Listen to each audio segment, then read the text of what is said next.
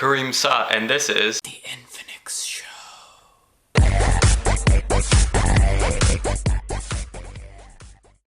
Oh my god, a viewer! Hey, thank you for watching. Before I get started today, I wanted to put out a disclaimer. Now, I know that if you were to generalize most opinions on Apple, you end up getting Apple fanboys and Apple haters. And I also know that when people get into a discussion about iOS versus Android, and yes, it's iOS versus Android, not iPhone versus Android. If you think it's iPhone versus Android, you're stupid. Okay, sorry, you're not stupid, but iPhone versus Android makes no sense whatsoever. When you say iPhone, you're talking hardware and software. The two come together to make that famous phone by Apple. But when you say Android, you're talking about the operating system that was made by Google. Now, if you don't know what any of that means, you're gonna wanna close this video right now because I'm only going to be talking tech today. And if you hate Apple so much that it makes you puke every time you hear me say the word Apple.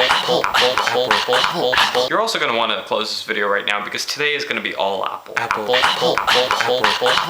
Now, if you're still watching this video, for your information, I am not an Apple hater, nor am I an Apple fanboy. I like to weigh my options. And so just to get this off my mind, the very first thing I wanted to talk about today was a new MacPro concept by Apple. Now, a few days ago, one of my friends sent me a link to this new MacPro concept. If you were to scroll through the website, which should be on your screen right now, I'll post a link in the description so that you can pause this video, go to it, view it, and come back. Now, the first time my friend sent me this MacPro concept, I was all like, Jizz in my pants. MacPro looks like a beautiful computer and it looks incredibly powerful. If you forget budgeting for a few moments, because I know that finance is the last of everyone's worries when buying an Apple product. The chassis looks beautiful, the GPUs in Crossfire are amazing, the CPU is really nice. Now, with all this power in the Mac Pro, it's really made for people that want to use demanding software. And by demanding software, I simply mean any software that requires that kind of power. However, all you gamers, calm your tits. This computer is not meant for gaming and it has come highly unrecommended by gamers. So anyways, that's that. I'll leave a link to more of that stuff in the description, as I said earlier, if you want to check that out. It looks like an amazing computer. I'm totally not going to be able to afford it, but it looks amazing. Now, a new iOS 7 was released back on June 21st.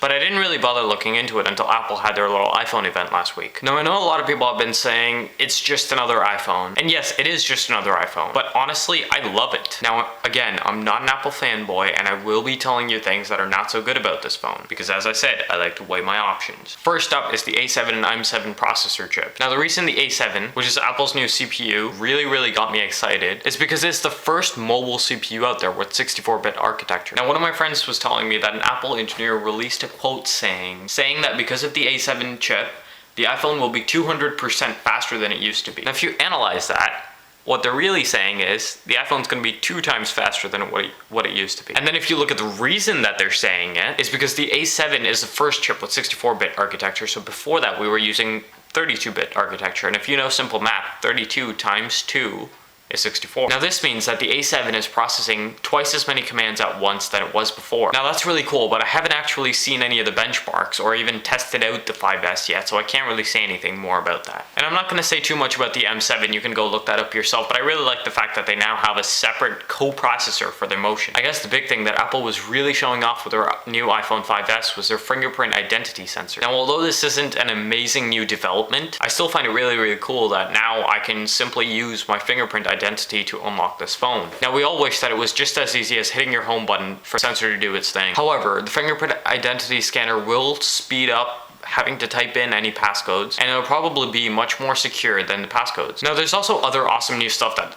the iPhone came up with, and again, you can go look that up yourself. But right now, I'm upset. Apple is now 9 phones into their series, and their series has been going on for 6 years. Now, during that term of 6 years, the first phone with a full HD display was announced. From that point on, almost all manufacturers have been smart enough to upgrade their screen resolutions. Apple, however, is still stuck at their Retina Retina and Tall. Now the reason I call it Retina and Tall is because we have 3 standard resolutions that come with the iOS devices, which are simply standard resolution, Retina, and Retina and Tall. Now I'm not going to badger Apple any further because I'm still in love with the 5S. And I'm telling you, if I had the money on me, I would go out and buy right now. But sadly I don't. Which means that I'm also out of things to talk to for today. Which in turn means that this is the end of the show. Which in turn means that you can now cry. Which in turn means that you can like, subscribe, comment, and send me emails. That's all for this video log, guys. Thanks for watching. This has been The end.